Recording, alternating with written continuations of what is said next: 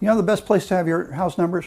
Right by the front door. That's what this project today is about. This is a combination planter and house number for your home. So let's go ahead and start cutting up some wood and put ourselves together this little house number and planter combination.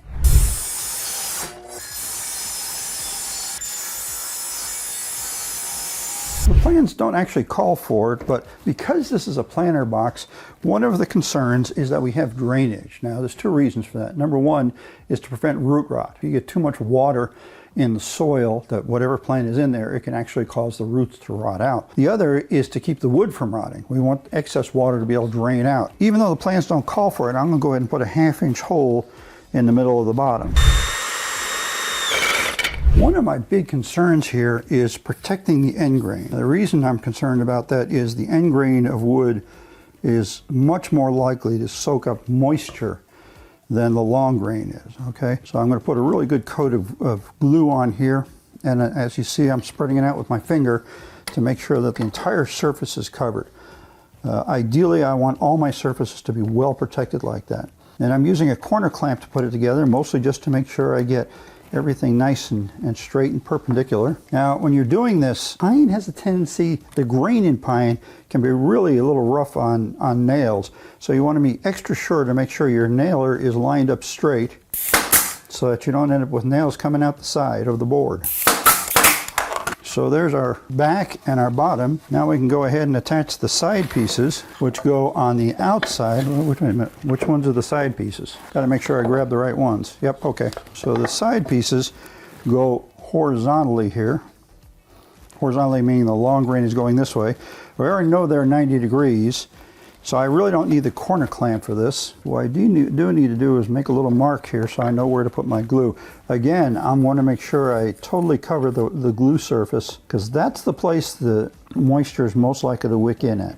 Even though we're not talking about end grain here, we're talking about long grain, it's still susceptible to moisture. One nice thing about using an air nailer for putting this together as opposed to pounding nails in by hand is the pieces don't get much of a chance to move around while you're driving the nail, and the nails go in too fast for that.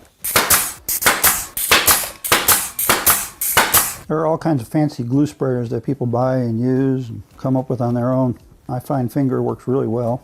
Again, I'm being careful about the alignment of my air nailer so that I don't have any crooked nails popping out the sides.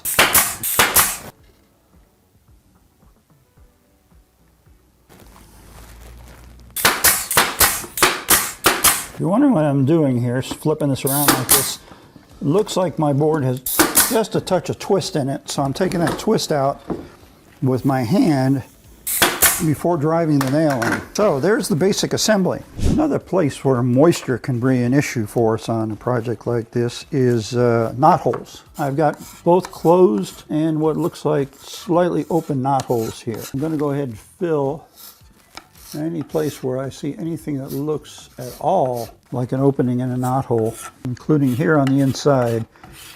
These are places where moisture can get in. And of course, we need to putty the nail holes as well. I'm just using normal wood putty for this, and I'm going a little heavy. Wood putty does tend to shrink some. So when you put wood putty on something, you really don't want to try and get it absolutely smooth. You want it to sit a little proud. That means a little high, so that you can sand it off. But now you might be asking the question, okay, Rich, if you're so concerned about the end grain, why aren't you doing something about it?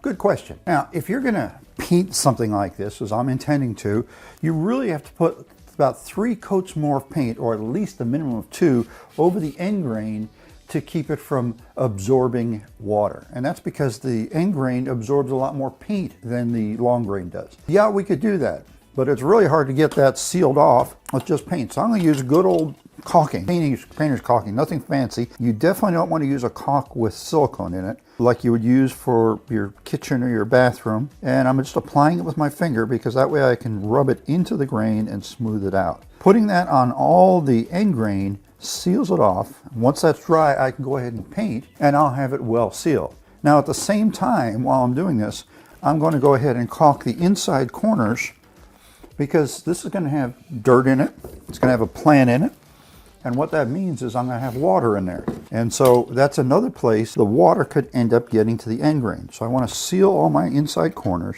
making sure that they're waterproof. After all, that's what caulking's for. Last thing I've got to do on my planter and house number is to put the numbers on. I could just draw a line on there, but if I do, that's going to be permanent. It's really hard to get that off of that painted surface. So I'm using painter's tape here. I've gone ahead and found my center there. And so this line right here is the center, okay? And that's what I'm going to attach these to line up with. So I want the center to roughly go through the center of my number. These stick up about 3/16 of an inch, so they'll hold the nails themselves really nicely. If not, I'd hold the nails with like a pair of nail nose pliers. There's a lot of little tricks you can use for holding these little nails in place. Fortunately, in this case, I don't need them. Now, at this point, I am not putting the nails in all the way, just enough to hold them. And the reason for that is that I got to be able to pull my tape back out. I'm putting the numbers pretty much as high as I can. I suppose I could go a touch higher, but you got to remember there's going to be a plant down here, and we don't want to block that off or block the numbers off with the plant.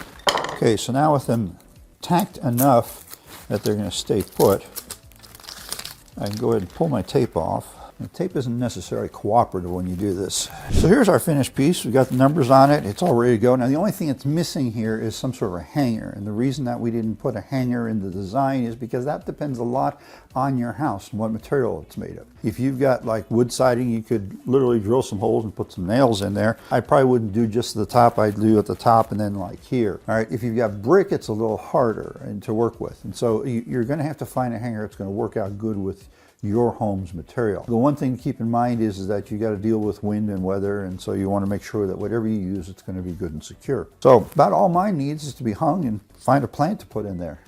Why don't you go make a little sawdust and make your own?